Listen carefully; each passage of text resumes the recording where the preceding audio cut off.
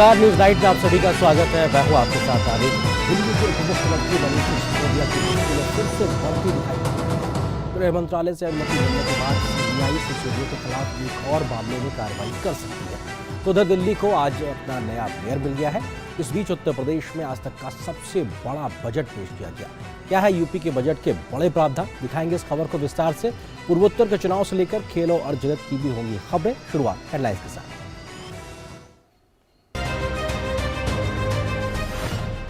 दिल्ली के उप मुख्यमंत्री मनीष सिसोदिया की बड़ी मुश्किलें। फीडबैक यूनिट के जरिए जासूसी कराने के मामले में केंद्रीय गृह मंत्रालय ने दी सीबीआई को मुकदमा चलाने की मंजूरी। फीडबैक यूनिट के जरिए राजनीतिक विरोधियों की जासूसी का है आरोप। बीजेपी ने की सिसोदिया की गिरफ्तारी और अरविंद केजरीवाल की भूमिका की भी जांच की मांग।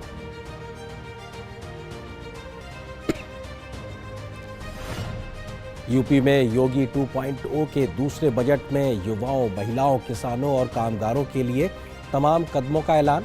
सड़क पुलों के निर्माण समेत बुनियादी ढांचे के विकास पर भी जोर। योगी आदित्यनाथ ने बजट को बताया आत्मनिर्भर यूपी के लिए। कहा $1 ट्रिलियन इकोनॉमी बनाने में साबित होगा मील का पत्थर। मेघालय और नागालैंड में नेताओं का धुआंधार प्रचार जारी। कांग्रेस के पूर्व अध्यक्ष राहुल गांधी की शिलांग में रैली। टीएमसी पर साधा निशाना। कहा टीएमसी का विचार यह सुनिश्चित करना है कि भाजपा सत्ता में आए। ममता बनर्जी ने विकास और प्रगति के लिए मांगे वोट। बीजेपी नेताओं ने भी जनता से मांगे वोट।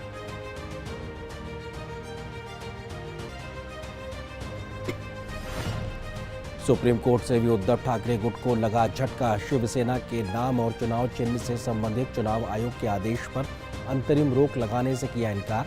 उद्धव की अर्जी पर कोर्ट ने चुनाव आयोग और शिंदे गुट को नोटिस जारी कर 2 हफ्ते में मांगा जवाब।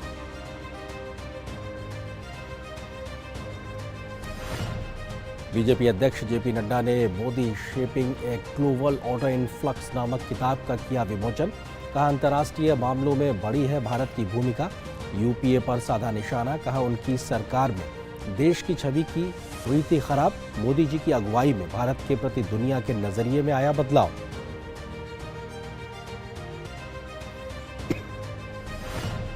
केंद्रीय कैबिनेट की बैठक में भारत और गुयाना के बीच हवाई सेवा समझौते को मंजूरी। दोनों देशों के बीच हवाई सेवाओं के प्रावधान के लिए एक रूपरेखा होगी तैयार। 22वें विधि आयोग के कार्यकाल को 31 अगस्त 2024 तक बढ़ाए जाने को भी मंजूरी।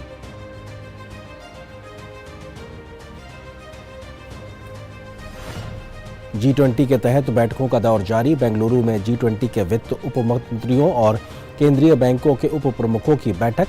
केंद्रीय मंत्री अनुराग सिंह ठाकुर ने कहा वैश्विक चुनौतियों का समाधान खोजने में महत्वपूर्ण साबित होगी चर्चा। खजुराहो में G20 संस्कृति कार्य समूह की पहली बैठक। संस्कृत से जुड़े 4 महत्वपूर्ण विषयों पर चर्चाएं। आईसीसी महिला T20 विश्व कप का सेमीफाइनल लाइन अप तय। पहले सेमीफाइनल में कल भारत का सामना ऑस्ट्रेलिया से, तो वहीं दूसरे सेमीफाइनल मुकाबले में मेजबान दक्षिण अफ्रीका और इंग्लैंड की टीम होंगी आमने सामने।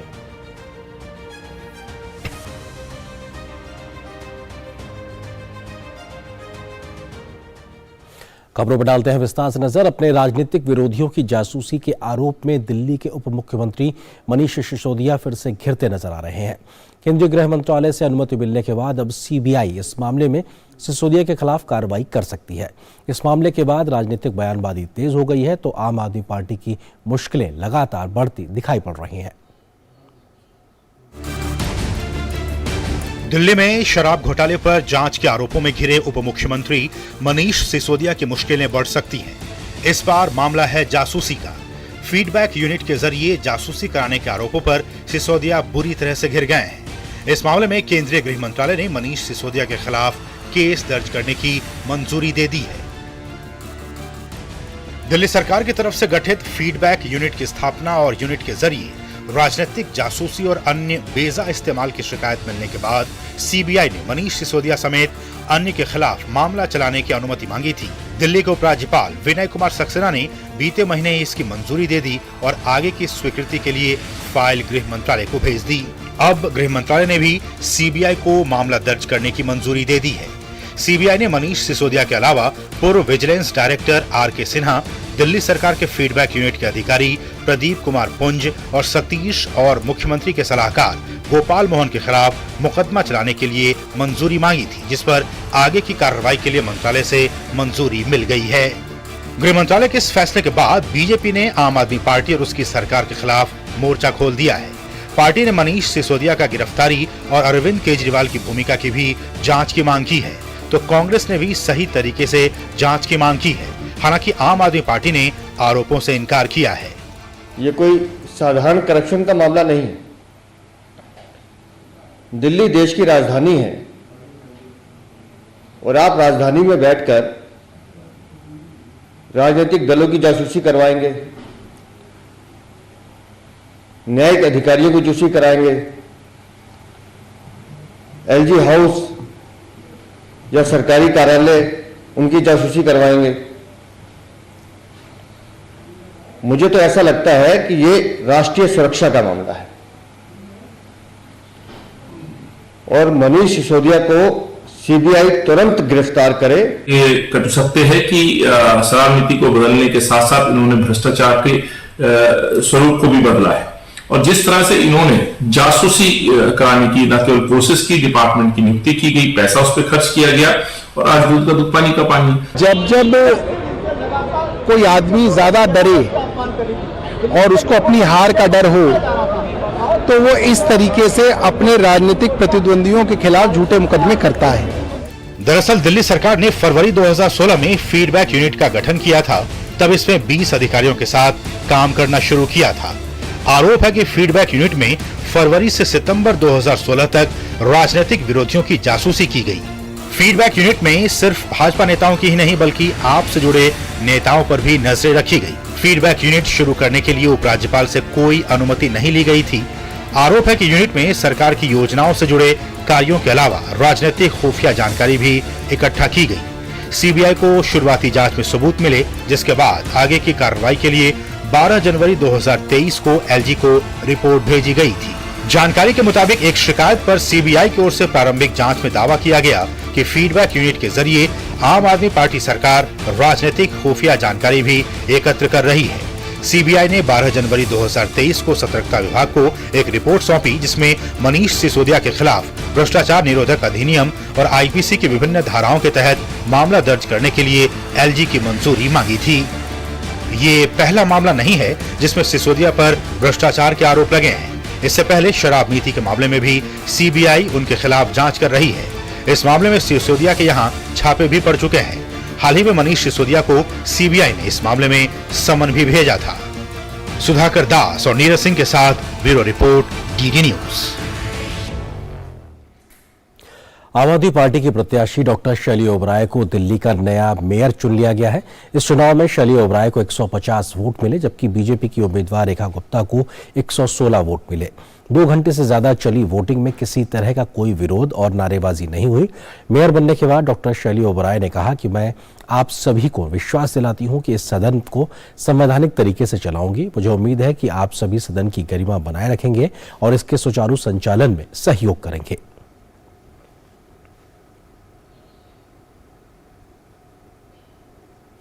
और बात यूपी की। उत्तर प्रदेश में योगी सरकार ने आज अपना बजट पेश किया। यूपी के इतिहास में अब तक का सबसे बड़ा बजट पेश करते हुए यूपी के वित्त मंत्री सुरेश खन्ना ने इसे किसानों, युवाओं, महिलाओं, छात्रों समेत सभी वर्गों के लिए तमाम बड़े प्रावधानों का बजट करार दिया। यूपी के सीएम योगी आदित्यनाथ ने इसे आत्मनिर्भर उत्तर प्रदेश का बजट बताया, तो प्रदेश के विकास का खाका भी प्रदेश की जनता के सामने रखा। योगी आदित्यनाथ सरकार 2.0 का दूसरा बजट बुधवार को यूपी विधानसभा में पेश किया गया। इस बजट में योगी सरकार ने युवाओं, महिलाओं, किसानों और कामगारों के लिए तमाम कदमों का ऐलान किया है, तो साथ ही राज्य में सड़क सेतुओं के निर्माण समेत बुनियादी ढांचे के विकास पर भी जोर दिया है। योगी आदित्यनाथ सरकार के वित्त मंत्री सुरेश खन्ना ने विधानसभा में बजट पेश किया।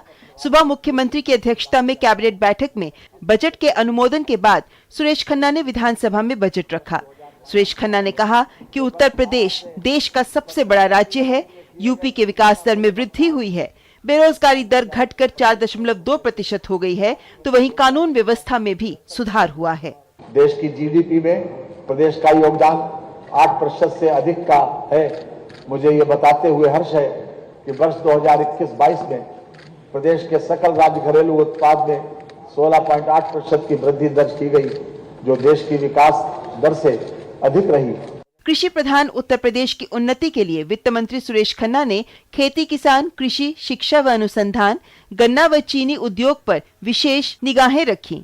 कृषकों की आय में अभिवृद्धि हेतु कृषि शिक्षा, शोध व अनुसंधान पर जोर दिया तो महात्मा बुद्ध के परिनिर्वाण स्थली कुशीनगर में महात्मा बुद्ध कृषि व प्रौद्योगिकी विश्वविद्यालय की स्थापना के लिए 50 करोड़ रुपए की व्यवस्था भी की। उत्तर प्रदेश के मुख्यमंत्री योगी आदित्यनाथ ने बजट को 25 करोड़ की आबादी के लिए कल्याणकारी बताया। मुख्यमंत्री ने कहा कि ये बजट आत्मनिर्भर यूपी के लिए है। उत्तर प्रदेश की जनता पर कोई अतिरिक्त टैक्स लगाए बगैर इस दौरान हम लोगों ने पेट्रोल डीजल पर जो वैट था यूपी का, उसकी ड्यूटी को कम किया। उत्तर प्रदेश की जनता को महंगाई से राहत दिलाई। और आज अगर आप देखेंगे कि प्रदेश के अंदर एक और डीजल पेट्रोल देश के किसी भी अन्य राज्य की तुलना में सस्ता है। इसके कारण आवश्यक उपभोक्ता वस्तुएं भी प्रदेश के अंदर महंगी नहीं हुई। आम जनमानस को राहत मिला, लेकिन पारदर्शी टैक्सेशन की प्रणाली प्रदेश के अंदर लागू करने, टैक्स चोरी को रोकने और राजस्व संग्रह को बढ़ाने का परिणाम आज हमारे सामने है। मुख्यमंत्री ने कहा कि भाजपा ने संकल्प पत्र में 130 वादे किए थे, 110 वादे इस बजट में पूरे करने का प्रावधान किया गया है। योगी सरकार बजट की तारीफ कर रही है, लेकिन विपक्ष को बजट रास नहीं आ रहा। हालांकि सरकार का कहना है कि सपा को यूपी का विकास पसंद नहीं आ रहा। जिस पार्टी की सरकार को 6 साल काम करने का मौका मिला हो, दिल्ली की सरकार उनकी हो, और जब 7वां बजट हम देखते हैं तो ये बजट दिशाहीन बजट दिखाई देता है। समाजवादी पार्टी पूरी तरह से डिरेल्ड है। उनको पता ही नहीं कि प्रदेश के विकास की गति कहां तक पहुंच चुकी है। अभी तक वो अपने शासनकाल में जो भ्रष्टाचार था, जो अराजकता थी, जो गुंडई थी, जो दंगे थे, उनको भी प्रदेश की जनता नहीं भूले हैं और वो ये अच्छी तरह जानते हैं। प्रदेश का विमर्श बदल चुका है। आज चर्चा हो रही है उत्तर प्रदेश को आर्थिक मोर्चे पर नंबर 1 लाने के लिए, और वो वही बातें जाति, धर्म, संप्रदाय के आधार पर प्रदेश को दंगे की आग में झोंकने के लिए आदतें उनकी अभी सुधरी नहीं है।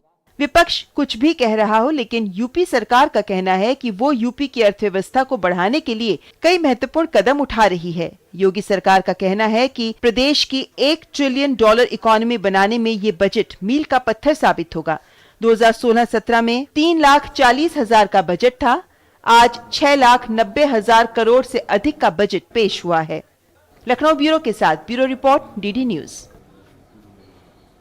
तो देश का सबसे बड़ा प्रदेश उत्तर प्रदेश, लगभग 25 करोड़ की आबादी, और ऐसे में वहां का बजट आता है ऐतिहासिक बजट, क्योंकि सबसे बड़े बजट के तौर पर कहा जा रहा है और ये अपने आप में बेहद महत्वपूर्ण। लेकिन बजट के तमाम प्रावधान क्या है, क्या बड़ी बातें रखी गई हैं इस बजट में, हम उसका जिक्र करते हैं, सिलसिलेवार तरीके से बताते हैं, क्योंकि ये यूपी के आत्मनिर्भर होते यूपी का बजट है। तो इस लिहाज से यूपी का आत्मनिर्भर बजट है।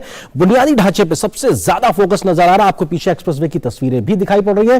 पूर्वांचल एक्सप्रेसवे और बुंदेलखंड एक्सप्रेसवे में 6 स्थानों पर औद्योगिक निर्माण संकुल बनाने का प्रावधान किया गया है इस बार के बजट में, यानी कि उसके दोनों तरफ कई प्रकार की आर्थिक गतिविधियों को आगे बढ़ाया जाएगा। साथ ही साथ झांसी लिंक एक्सप्रेसवे हो या चित्रकूट लिंक एक्सप्रेसवे हो, इसके लिए भी 235 करोड़ रुपए का प्रावधान किया गया है, यानी कि एक्सप्रेसवे पे बहुत ज्यादा फोकस दिखाई पड़ रहा है। इसी तरीके से बुंदेलखंड एक्सप्रेसवे के डिफेंस कॉरिडोर को लेकर 550 करोड़ रुपए का जो प्रावधान था वो लगातार जारी है, और लगातार इस डिफेंस कॉरिडोर के माध्यम से भी आर्थिक गतिविधियों को बढ़ाने पर जोर दिखाई पड़ रहा है। साथ ही साथ गोरखपुर लिंक एक्सप्रेसवे के दोनों तरफ औद्योगिक गलियारे के लिए 200 करोड़ रुपए का प्रावधान रखा गया है। यह अपने आप में दिखाता है कि किस तरीके से लगातार फोकस दिखाई पड़ रहा है। साथ ही साथ अगर हम बात करें तो अंतर्राष्ट्रीय फिल्म सिटी की स्थापना को 10,000 करोड़ रुपए की बात की गई है। ये जो जेवर एयरपोर्ट है, यमुना अथॉरिटी का पूरा इलाका है, वहां पर इस पूरे प्रावधान को आगे बढ़ाया जाएगा। तो कोशिश यही कैसे बुनियादी ढांचे को तेज गति से आगे बढ़ाया जाए, आर्थिक गतिविधियां बढ़ेंगी, उसके साथ साथ किस प्रकार से तमाम जो आर्थिक गतिविधियों के साथ साथ रोजगार में भी बढ़ोतरी देखने को मिलेगी। श्रमिकों के लिए भी कई बड़े ऐलान किए गए। उस लिहाज से अगर बात की जाए तो लगभग 1.5 करोड़ से अधिक निर्माण श्रमिकों का पंजीकरण अभी तक हो चुका है। उनके लिए इस प्रकार की व्यवस्थाएं बनाई गई ताकि उनको फायदा हो सके। मुख्यमंत्री जन आरोग्य योजना से 100 करोड़ रुपए की व्यवस्था की गई है, यानी कि जो श्रमिक वर्ग है उसका सुधार हो सके, उस लिहाज से भी काम किया गया है।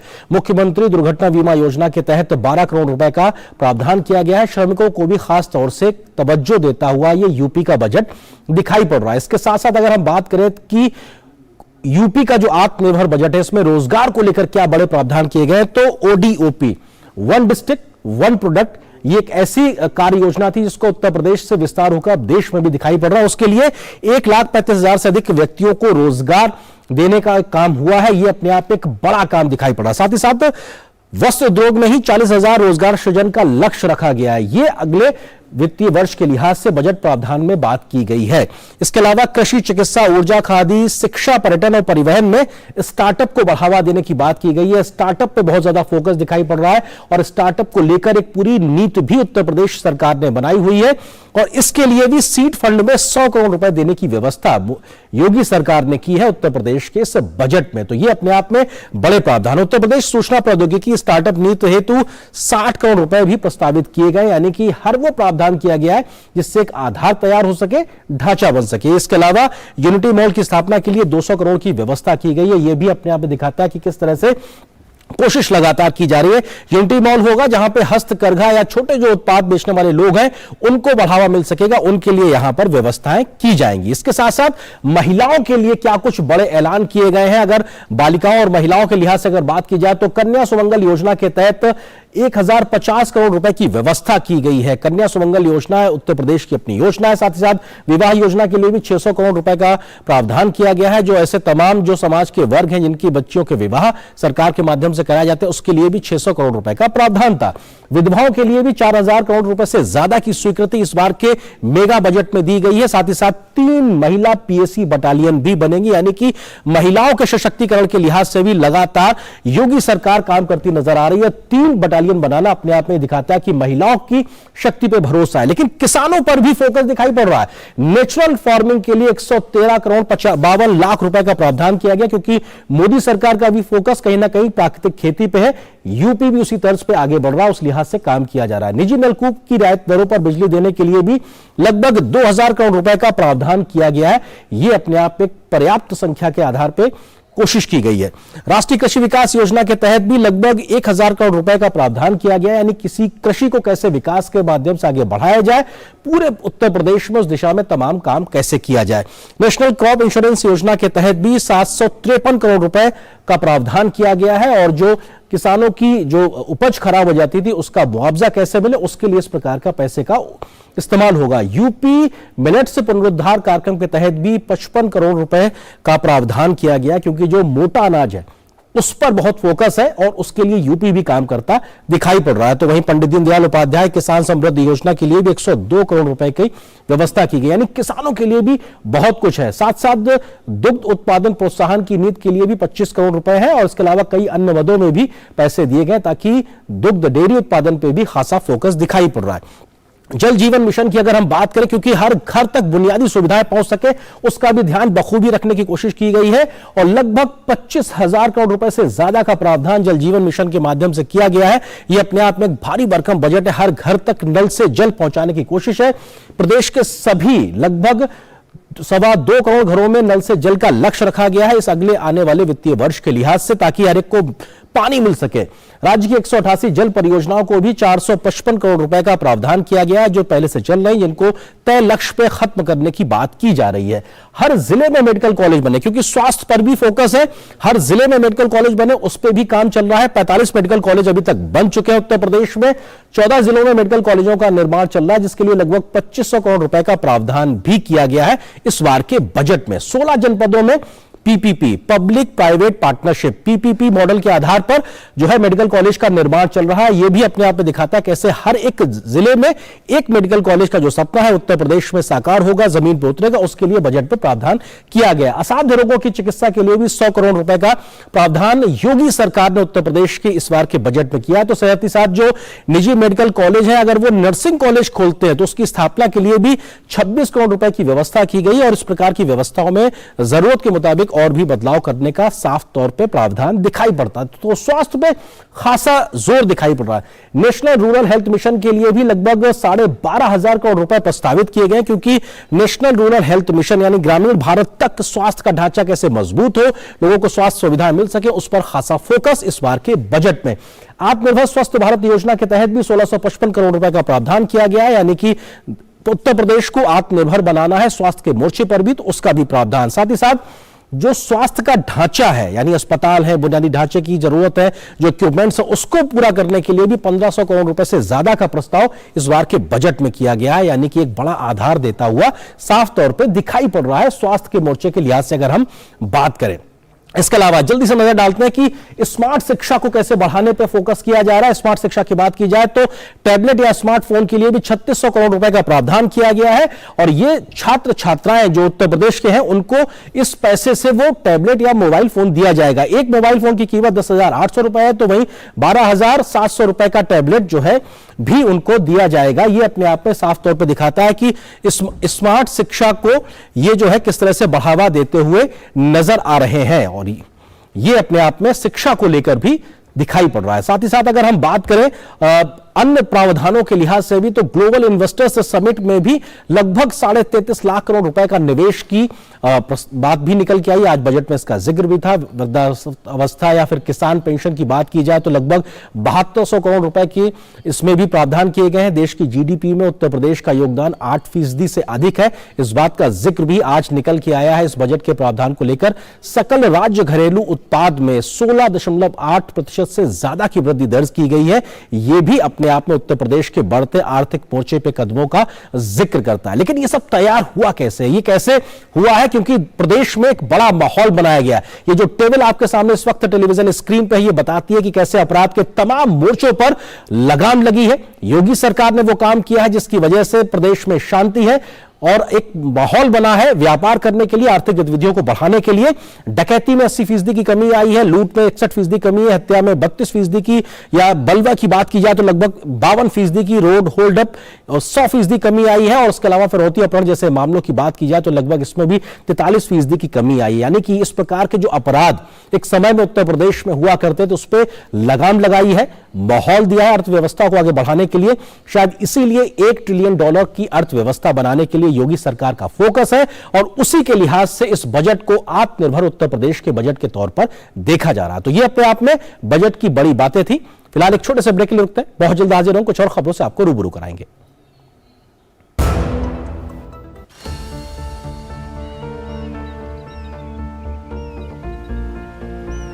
जो बनकर मेरा हमसफर आएगा सिर्फ उसी को फर्क नजर आएगा। शुरू करो, डालो बुनियाद, घर महल नजर आएगा। वंडर लाइए, वंडर नहीं, फर्क नजर आएगा। वंडर सीमेंट, फर्क नजर आएगा। अरे रामदयाल, तेरी उपज का क्या हुआ? अरे औने पौने दाम मिल रहे थे इसलिए नहीं बेची। और तुम्हारी उपज? मेरी उपज ये रही मेरे मोबाइल में एकदम सुरक्षित। अरे ये तो कोई रसीद लगती है। कोई रसीद नहीं, डिजिटल रसीद है जो WDRA से पंजीकृत वेयर हाउस में उपज रखने से मिलती है। WDRA? WDRA भारत सरकार की एक संस्था है जो अच्छे और सुव्यवस्थित वेयर हाउसों को पंजीकृत करता है। अच्छा, अब तुझे इस रसीद का कमाल दिखाता हूँ, चला।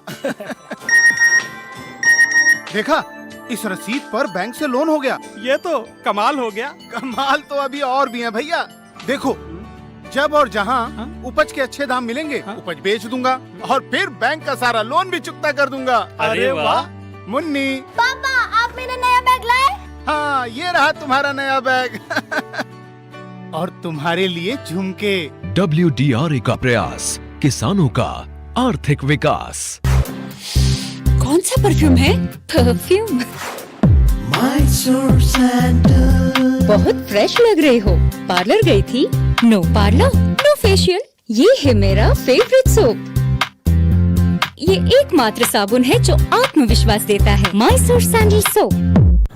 दीदी नौकरी लग गई। अरे वाह, बधाई हो। तो अब तो ढेर सारी शॉपिंग। हाँ दी, नया मोबाइल। अरे रुको शहजादे, सैलरी से पहले खर्चे। इंस्टेंट लोन भी तो मिलता है। पहले बजट बनाना सीखो, फिर खर्च करो। पर दी, देखो, कमाई का एक हिस्सा हमेशा बचाना चाहिए, लेकिन पार्टी देने से नहीं बचोगे तुम। हाँ दी, पार्टी मेरी, बजट तुम्हारा। अच्छा, आरबीआई कहता है, सही वित्तीय बर्ताव करे आपका बचाव।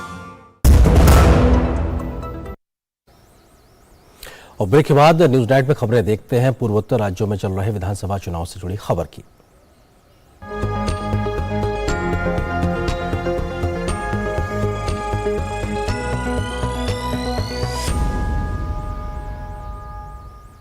पूर्वोत्तर के राज्य नागालैंड और मेघालय में विधानसभा चुनाव प्रचार जोर शोर से चल रहा है। राहुल गांधी ने आज मेघालय के शिलांग में एक रैली की तो टीएमसी प्रमुख ममता बनर्जी भी मेघालय में थी। वहीं भाजपा के भी तमाम स्टार प्रचारकों ने दोनों राज्यों में जनता के बीच पहुंचकर वोट मांगे। कैसा रहा प्रचार के लिहाज से इन दोनों राज्यों में आज का दिन, देखिए इस रिपोर्ट में। पूर्वोत्तर भारत में त्रिपुरा में मतदान के बाद नागालैंड और मेघालय में चुनाव प्रचार ने तेजी पकड़ ली है। दोनों राज्यों में विभिन्न दलों के स्टार प्रचारक और वरिष्ठ नेता मतदाताओं को रिझाने में कोई कसर नहीं छोड़ रहे हैं। बीजेपी की ओर से जहां तमाम दिग्गज रैलियां कर रहे हैं, तो वहीं कांग्रेस अध्यक्ष मल्लिकार्जुन खड़गे के बाद पार्टी के पूर्व अध्यक्ष राहुल गांधी पूर्वोत्तर के चुनावी समर में पहुंचे। राहुल ने मेघालय के शिलांग में एक रैली की और बीजेपी और टीएमसी पर हमले किए। राहुल ने कहा कि मेघालय में टीएमसी का विचार यह सुनिश्चित करना है कि भाजपा सत्ता में आए। You also know the history of the TMC. You know the violence that takes place in Bengal. You know the scams. The idea is to ensure, the TMC's idea in Meghalaya is to ensure that the BJP is strengthened and they come to power. वहीं TMC प्रमुख ममता बनर्जी भी मेघालय में थीं। उन्होंने अपनी रैलियों में BJP पर हमला किया तो साथ ही वादा किया कि उनकी सरकार बनने पर राज्य की प्रगति और विकास के लिए काम होगा। The girl child at the Konyasi, they get scholarship from school level to college level to university level, and we give 10 lakhs rupees, the smart card for the students, so that they should not disturb their education. Their parents must not be worried for their education. We do it. वहीं BJP भी दोनों राज्यों में जोर आजमाइश में लगी है। पार्टी के तमाम दिग्गज दोनों राज्यों में जोरदार प्रचार में लगे हैं। बीजेपी का दावा है कि नागालैंड में भारतीय जनता पार्टी अपनी सहयोगी एनडीपीपी के साथ सरकार बनाएगी। कांग्रेस पार्टी ने यहां शांति के लिए कुछ नहीं किया, जबकि बीजेपी नागा पीस के लिए काम कर रही है। नागालैंड में जिस तरीके से प्रधानमंत्री मोदी जी के सेंट्रल स्कीमों का प्रभाव है, वो आपको गांव-गांव में देखने को मिलेगा। पूरी तरह से मेघालय की जनता मन बना चुकी है कि अगर नागालैंड में कोई स्थायी रूप से पीस, शांति का वातावरण दे सकता है और तीव्र गति से डेवलपमेंट नागालैंड में कोई दे सकता है, तो वो मोदी जी की ही सरकार है। गौरतलब है कि मेघालय और नागालैंड में विधानसभा चुनाव के लिए 27 फरवरी को मतदान होगा।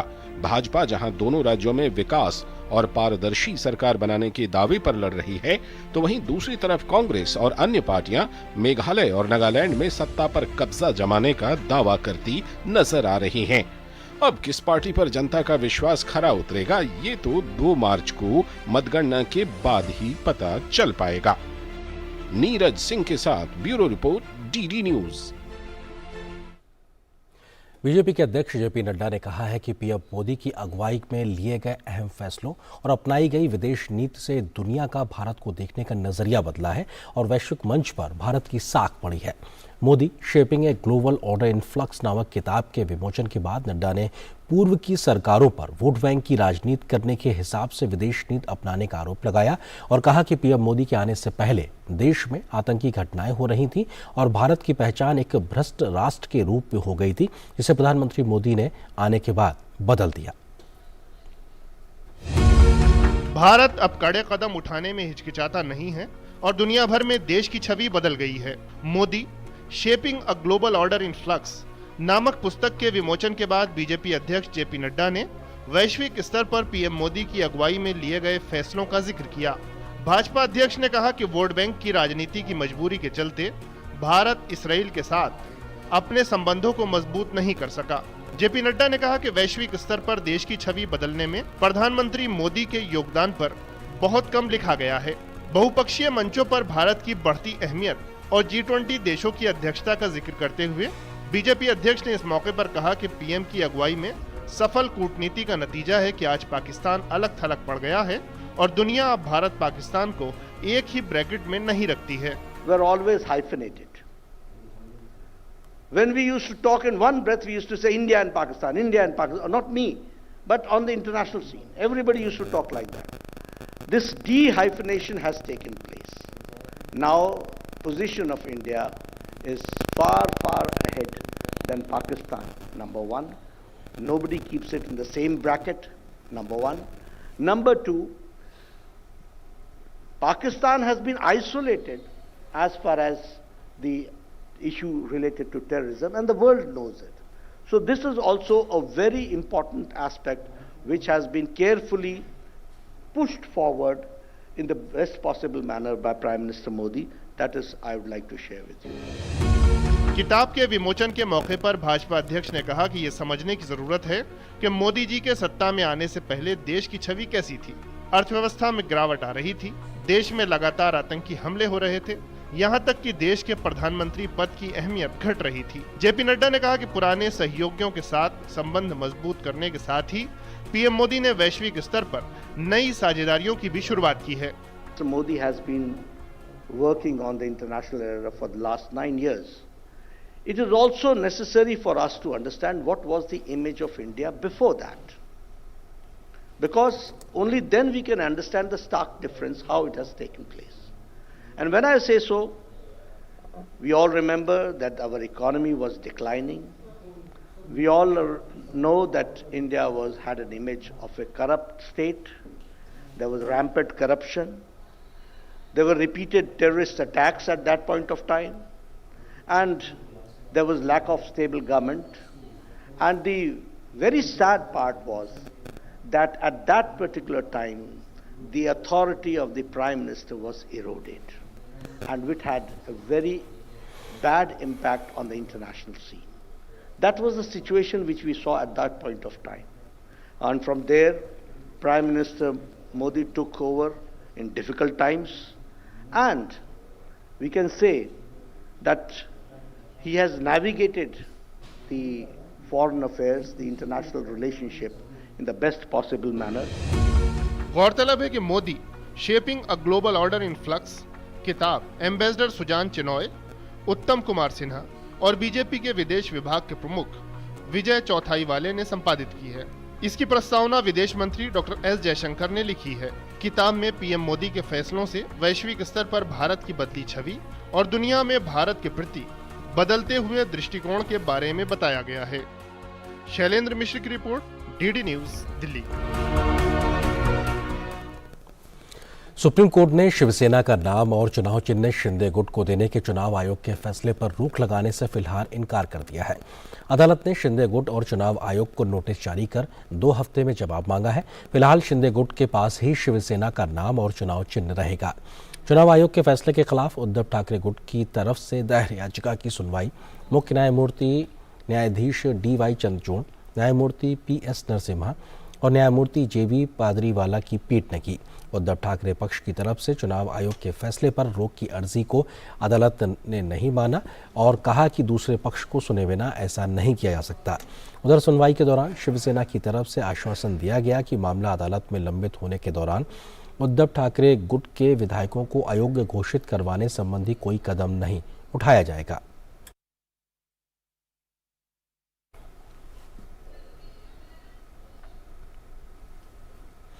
प्रधानमंत्री नरेंद्र मोदी की अध्यक्षता में केंद्रीय मंत्रिमंडल की बैठक हुई, जिसमें कई अहम फैसले लिए गए। मंत्रिमंडल ने भारत सरकार और गुयाना सरकार के बीच हवाई सेवा समझौते पर हस्ताक्षर करने को मंजूरी दे दी। गुयाना के साथ हवाई सेवा समझौते पर हस्ताक्षर करने से दोनों देशों के बीच हवाई सेवाओं के प्रावधान के लिए एक रूपरेखा तैयार होगी। केंद्रीय मंत्रिमंडल ने अंतर्राष्ट्रीय नागरिक उड्डयन शिकागो कन्वेंशन 1944 से संबंधित अनुच्छेद 3B(I)(S) और अनुच्छेद 50A और अनुच्छेद 56 के संशोधन से संबंधित 3 प्रोटोकॉल के अनुसमर्थन को मंजूरी दी है। दूसरी तरफ केंद्रीय मंत्रिमंडल ने भारत के 22वें विधि आयोग के कार्यकाल को 31 अगस्त 2024 तक बढ़ाने की अनुमति दी है। विधि आयोग सरकार द्वारा गठित एक गैर संवैधानिक निकाय है। वर्तमान 22वें विधि आयोग का कार्यकाल इस महीने की 20 तारीख को समाप्त हो गया है। सरकार ने जूट वर्ष 2022-23 के लिए चावल, गेहूं और चीनी की पैकेजिंग में जूट के अनिवार्य उपयोग के लिए आरक्षण मापदंडों को स्वीकृति दे दी है। अनिवार्य मानदंड खाद्यान्नों की पैकेजिंग के लिए पूर्ण आरक्षण और जूट की थैलियों में चीनी की पैकेजिंग के लिए 20% आरक्षण प्रदान करते हैं, जो पश्चिम बंगाल के लिए एक बड़ा प्रोत्साहन होगा। माइक्रोसॉफ्ट के सह संस्थापक और Bill Gates and Melinda Gates foundation के सह अध्यक्ष बिल गेट्स ने बड़ी चुनौतियों से निपटने के लिए भारत की सराहना की है। टाइम्स ऑफ इंडिया अखबार में प्रकाशित अपने आलेख में बिल गेट्स ने भारत को भविष्य के लिए आशा बताया। उन्होंने लिखा कि भारत ने साबित कर दिया है कि वह बड़ी चुनौतियों से निपट सकता है।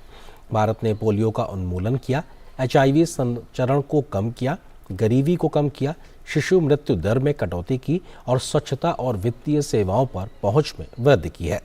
बिल गेट्स ने लिखा है कि भारत ने यह सब नवाचार के लिए विश्व अग्रणी दृष्टिकोण अपनाकर किया।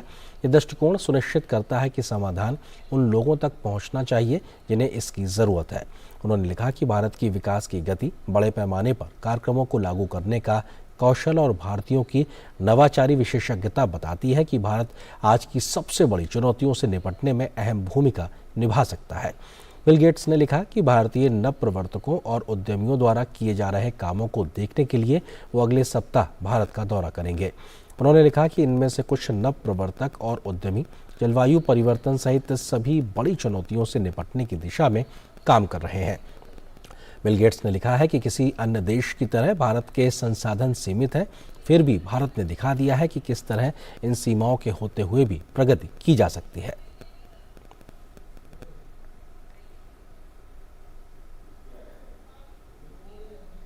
और फिलहाल यहाँ पर एक छोटे से ब्रेक के लिए रुकते हैं। फूल वाला, केटरिंग वाला, बैंड वाला, ये लो भाई। बैंड बजेगी पापा, अगर गड़बड़ हुई तो गए पैसे। अरे नहीं रे, बैंक संभाल लेगा। कैसे? मैंने पॉजिटिव पे सिस्टम पे रजिस्टर किया है। बैंक को चेक्स और बेनिफिशियरीज की जानकारी दे दी है। बैंक चेक करेगा, जांच करेगा, डिटेल्स मैच नहीं तो क्लियरेंस नहीं। अच्छा, लाइए मुझे दीजिए। फोटो वाला, लाइट वाला, मंडप वाला। आरबीआई कहता है जानकार बनिए, सतर्क रहिए। बिल्कुल सही कह रहे।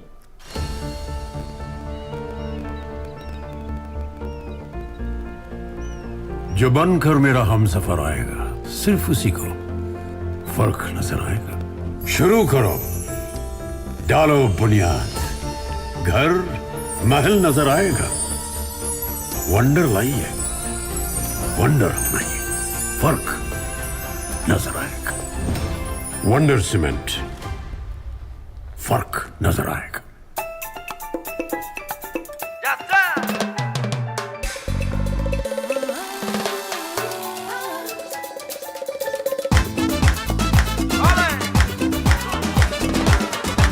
त्वचा का एक वादा, मैसूर सैंडल गोल्ड अपने अंदर की खूबसूरती को जगाइए। कल आज और कल में, देश के हर पल में, कल आज और कल में, देश के हर पल में। कभी परछाई बनके, कभी विश्वास बनके, दिल में साहस का एहसास बनके, उम्मीदों को सच्चाई के रंग से सजाते हैं। मुश्किलें कोई हरदम साथ निभाते हैं। कल आज और कल में रहते हैं, देश के हर पल में रहते हैं। कल आज और कल में रहते हैं, देश के 1956 से आज तक LIC हर पल आपके साथ। प्रधानमंत्री नरेंद्र मोदी ने 41वीं प्रगति बैठक की आज अध्यक्षता की। बैठक में 9 प्रमुख बुनियादी ढांचा परियोजनाओं की समीक्षा की गई। 41,500 करोड़ रुपए की ये परियोजनाएं 13 राज्यों से संबंधित हैं। इनमें सड़क परिवहन और राजमार्ग मंत्रालय की 3, रेल मंत्रालय की 2 और विद्युत मंत्रालय, कोयला मंत्रालय, पेट्रोलियम और प्राकृतिक गैस मंत्रालय और स्वास्थ्य एवं परिवार कल्याण मंत्रालय की एक परियोजना शामिल है। बैठक में मिशन अमृत सरोवर की भी समीक्षा की गई। प्रधानमंत्री ने मंत्रालयों और राज्य सरकारों को बुनियादी ढांचा परियोजना की योजना बनाने के लिए पीएम गतिशक्ति पोर्टल का उपयोग करने की सलाह दी। उन्होंने केंद्र सरकार के मंत्रालयों और राज्य सरकारों के बीच उचित समन्वय सुनिश्चित करने पर जोर दिया। प्रधानमंत्री ने अमृत सरोवर योजना के तहत 50,000 अमृत सरोवर के लक्ष्य को समय पर पूरा करने के लिए ब्लॉक स्तर पर निगरानी पर बल दिया है।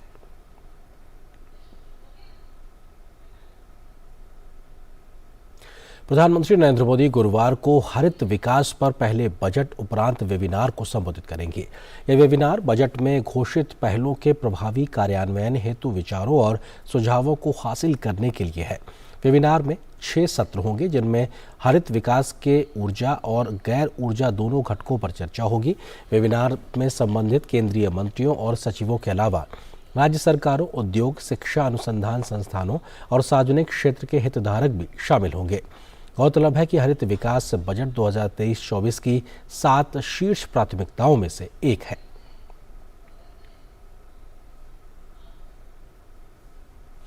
अब देखते हैं खबरें G20 से जुड़ी बैठकों के बारे में।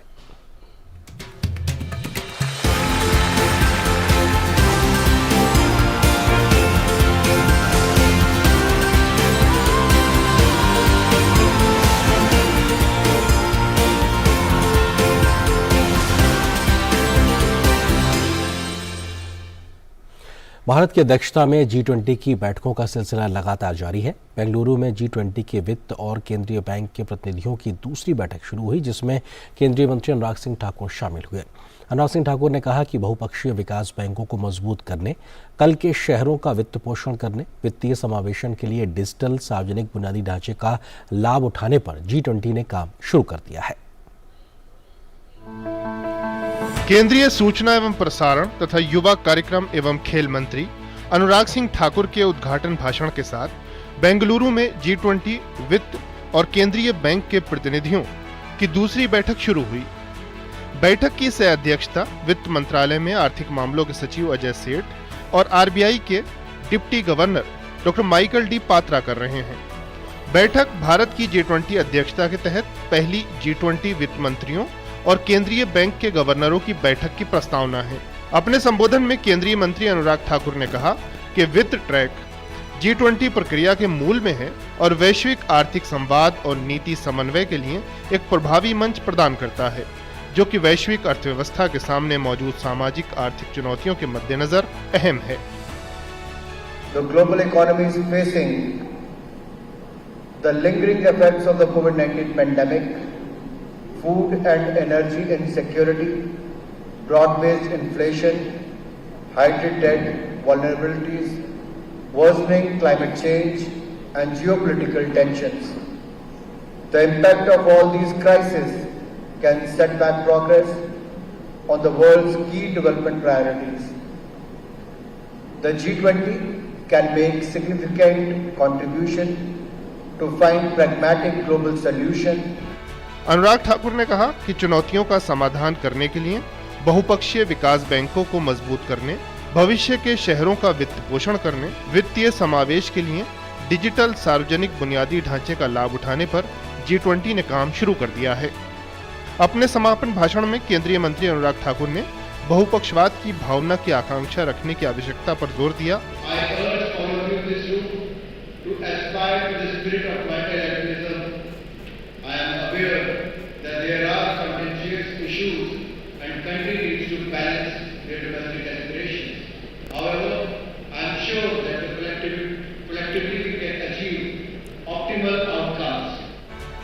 प्रतिनिधियों की यह बैठक एक विज्ञप्ति को अंतिम रूप देने के लिए समर्पित है, जिसे G20 के वित्त मंत्रियों और केंद्रीय बैंकों के गवर्नरों द्वारा 24 और 25 फरवरी 2023 को उनकी बैठक में अनुमोदित किया जाएगा।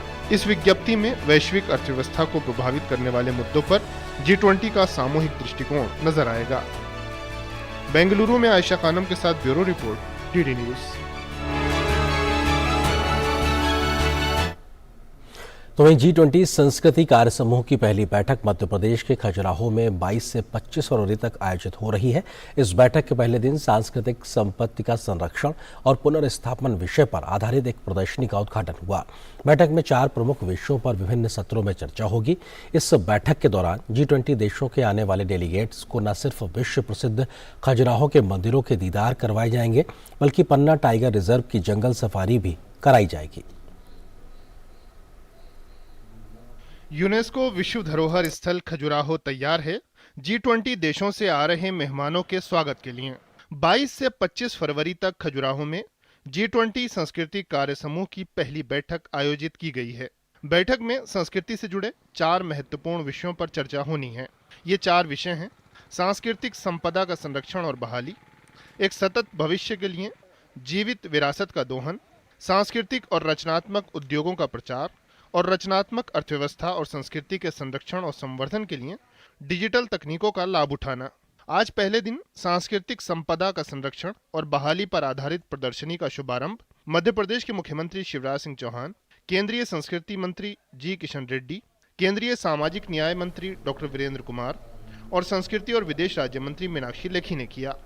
इन मीटिंग्स के माध्यम से हम पूरे विश्व को अपनी सांस्कृतिक धरोहर, अपनी संस्कृति, अपनी अमूर्त और अमूर्त धरोहर से हम अवगत करा पाएंगे। पहले दिन बुधवार को रन फॉर कल्चर का आयोजन किया गया। इस दौड़ में स्थानीय बच्चों ने भाग लिया। जी बिल्कुल, हम और इस रेस में आने के बहुत कल्चर के लिए हम यहाँ पे मतलब रेस हुई थी तो उसके लिए आए हैं। कहाँ कहाँ ये दौड़ गई थी, कहाँ कहाँ से दौड़े थे? गांधी चौक, हॉस्पिटल और वेस्टर्न न्यू गेट। खजुराहो अपने राजसी मंदिरों और विस्तृत मूर्तियों के लिए जाना जाता है। चंदेला राजवंश द्वारा 950 से 1050 ईस्वी के बीच यूनेस्को की विश्व धरोहर स्थल खजुराहो के मंदिरों और स्मारकों का निर्माण किया गया था। नागर शैली की वास्तुकला का सौंदर्य, जटिल और विस्तृत मूर्तियों से अलंकृत उस समय की सामाजिक सांस्कृतिक प्रथाओं की झलक को खजुराहो अपने में समेटे हुए है। लिहाजा संस्कृति कार्य समूह की यह बैठक खजुराहो में होना कई मानों में खास हो जाता है। इस बैठक में शामिल होने आ रहे विदेशी मेहमान यहाँ के मंदिरों का दीदार तो करेंगे ही, साथ ही खजुराहो नृत्य महोत्सव में नृत्यों के जरिए भारत की संस्कृति और विविधता को भी जानेंगे।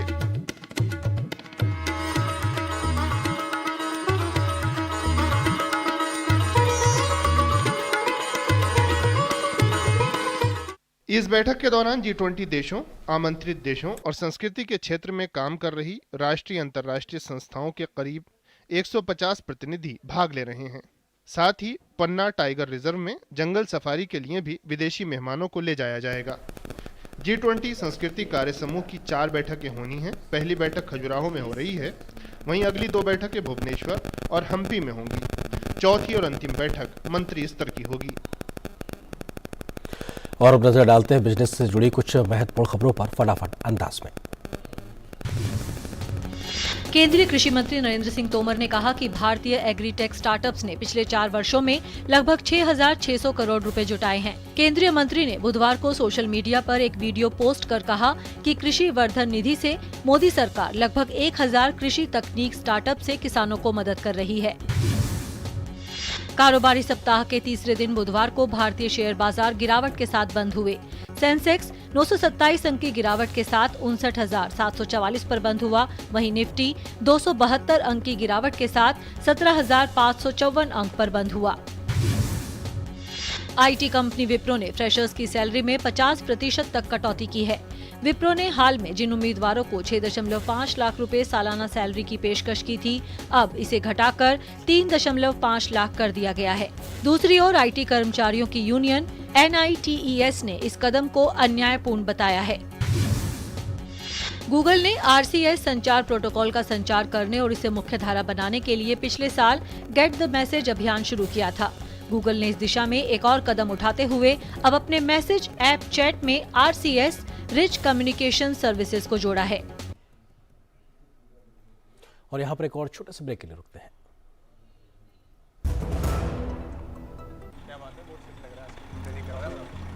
3 महीने में पैसे डबल, वाह! फास्ट और हाई रिटर्न्स भी। क्या स्कीम है? कल तो नहीं थी यहाँ। और कल होगा भी नहीं। तूने कभी 5 ओवर में डबल सेंचुरी मारी है? ऐसे स्कीम के बहकावे में आके हम धोखा खा सकते हैं। और आरबीआई कहता है अपना पैसा सुरक्षित रखो और समझदारी से निवेश करो। अगर ज्यादा रिटर्न के पीछे भागोगे तो रिस्क भी उतना ही उठाओगे। और फास्ट रिटर्न से बच के। और फास्ट बॉलिंग से भी। आरबीआई कहता है जानकार बनिए, सतर्क रहिए।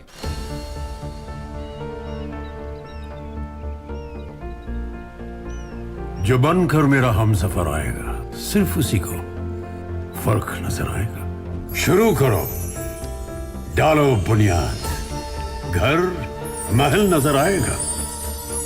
वंडर लाइए, वंडर नहीं, फर्क नजर आएगा। वंडर सीमेंट, फर्क नजर आएगा।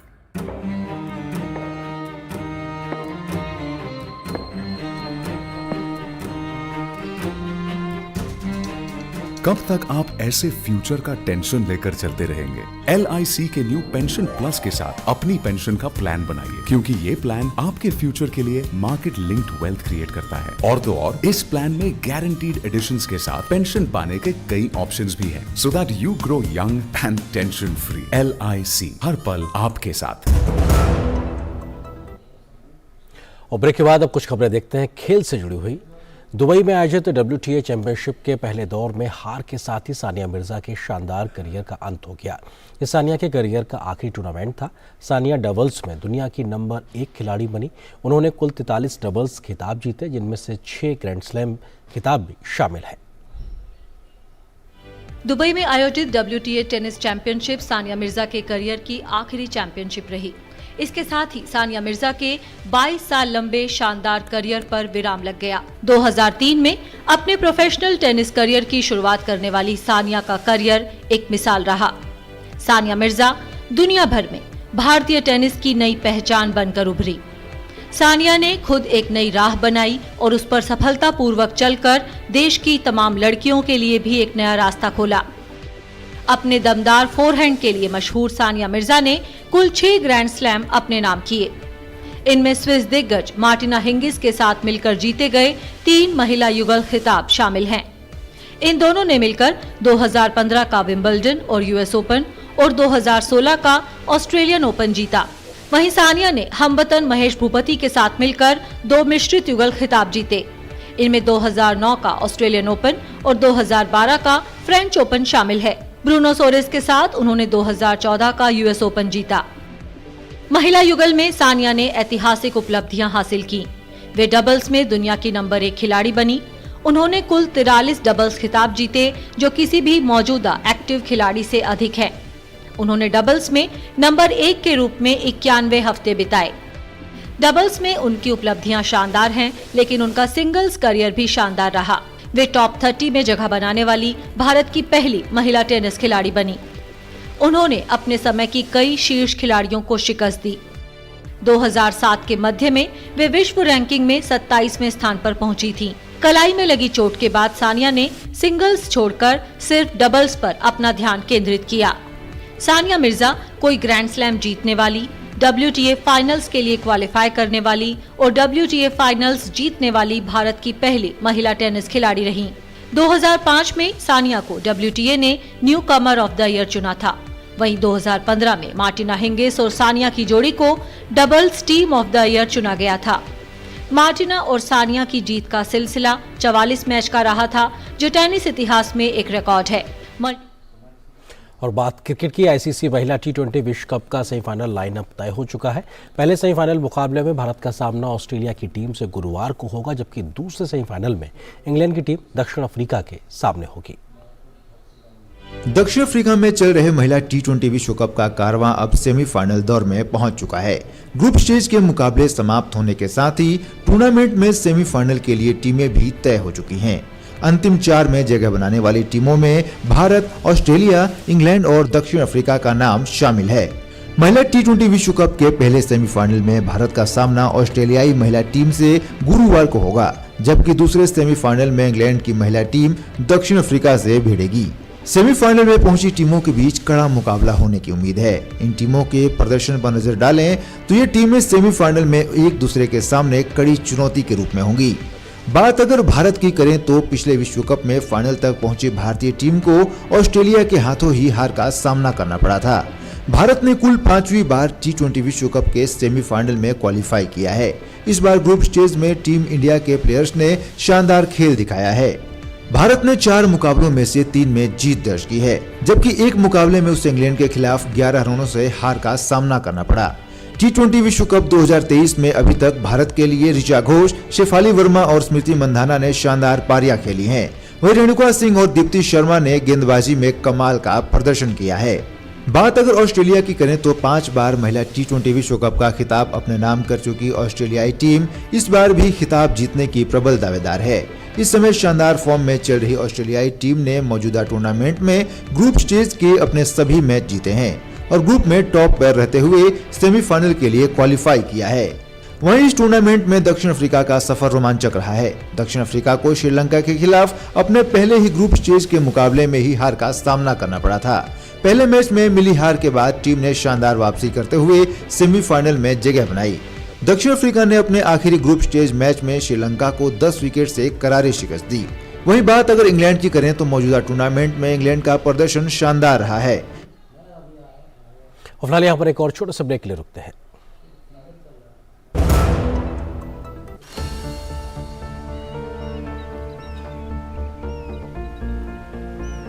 जो बनकर मेरा हमसफर आएगा सिर्फ उसी को फर्क नजर आएगा। शुरू करो, डालो बुनियाद, घर महल नजर आएगा।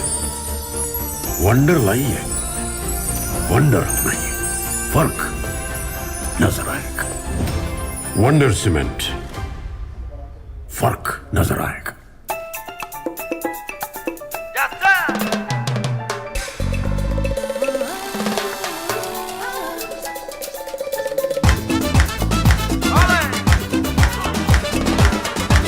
त्वचा का एक वादा, मैसूर सैंडल गोल्ड, अपने अंदर की खूबसूरती को जगाइए। सर, आपका KYC अपडेट करना है, नहीं तो अकाउंट और ATM कार्ड ब्लॉक हो जाएगा। सावधान, सावधान। 2.5 करोड़ का इनाम मुझे। देखिए, अनजाने कॉल्स, फर्जी ईमेल्स, लिंक्स और जाली ऐप से अपना पिन, OTP, पासवर्ड कभी भी किसी के साथ शेयर न करें। आप रहेंगे सावधान तो नहीं होगा नुकसान। RBI कहता है, जानकार बनिए, सतर्क रहिए।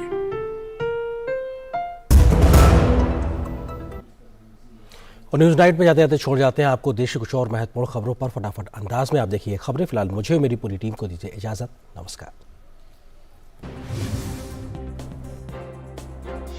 मध्य प्रदेश के मुख्यमंत्री शिवराज सिंह चौहान ने बालाघाट में कहा कि 1 साल में नक्सलवाद के खिलाफ जो प्रभावी कार्रवाइयां हुई हैं और प्रदेश की पुलिस बल को जो सफलताएं मिली हैं वो गर्व करने वाली हैं। उन्होंने कहा कि हमारे जवानों ने नक्सलवाद के खिलाफ प्रभावी कार्रवाई की है और नेटवर्क को ध्वस्त करने का काम किया है। असम के 31वें राज्यपाल के रूप में गुलाब चंद कटारिया ने आज पद एवं गोपनीयता की शपथ ली। गुवाहाटी के पंजाबारी स्थित श्रीमंत शंकरदेव कला क्षेत्र के सभागार में आयोजित संक्षिप्त समारोह में गुवाहाटी हाई कोर्ट के मुख्य न्यायाधीश न्यायमूर्ति संदीप मेहता ने असम के 31वें राज्यपाल के रूप में पद एवं गोपनीयता की शपथ दिलाई। सुप्रीम कोर्ट कर्नाटक के मुस्लिम छात्राओं की स्कूल बोर्ड की परीक्षा के दौरान हिजाब पहनने की अर्जी पर सुनवाई के लिए सहमत हो गया है। कुछ मुस्लिम छात्राओं की ओर से वकील ने सुप्रीम कोर्ट से जल्दी सुनवाई का आग्रह किया है। सुप्रीम कोर्ट ने अर्जी की सुनवाई करते हुए आश्वासन दिया कि जल्द 3 जजों की बेंच का गठन किया जाएगा। निक्की यादव हत्या मामले में दिल्ली की द्वारका कोर्ट ने बुधवार को साहिल गहलोत को 7 दिन की पुलिस हिरासत के बाद 12 दिन की न्यायिक हिरासत में भेज दिया। पुलिस हिरासत के बाद उसे कोर्ट में पेश किया गया। साहिल को 14 फरवरी को निक्की यादव हत्याकांड में गिरफ्तार किया गया था। विश्व सतत विकास शिखर सम्मेलन को संबोधित करते हुए केंद्रीय पर्यावरण मंत्री भूपेंद्र यादव ने कहा कि समान विकास हमारी अर्थव्यवस्था की आधारशिला है। उन्होंने जलवायु के लचीलेपन की नीति के लिए भारत के प्रयास और जलवायु परिवर्तन से लड़ने के लिए भारत की प्रतिबद्धता के बारे में भी बात की। लद्दाख की पैंगोंग झील पर हाफ मैराथन आयोजित हुई। इसमें -20 डिग्री के तापमान में धावक जमी हुई लेक पर दौड़े। लद्दाख की ये झील समुद्री सतह से 13,862 फीट ऊपर है। अवैध हाथी के दांत रखने के मामले में अभिनेता मोहनलाल की मजिस्ट्रेट अदालत के आदेश को रद्द करने की मांग वाली याचिका को केरल उच्च न्यायालय ने खारिज कर दिया। हालांकि न्यायाधीश ए बदरुद्दीन ने मजिस्ट्रेट अदालत के फैसले की राज्य सरकार की अपील को स्वीकार कर लिया है और मामले को अतिरिक्त विचार के लिए भेज दिया। गुजरात के लूनावाड़ा के कोठा गांव के पास 2 वाहनों के बीच हुई भिड़ंत में 5 लोगों की मृत्यु और 22 लोग घायल हो गए हैं। घायलों को लूनावाड़ा के एक अस्पताल में ले जाया गया है। मामले की जांच की जा रही है।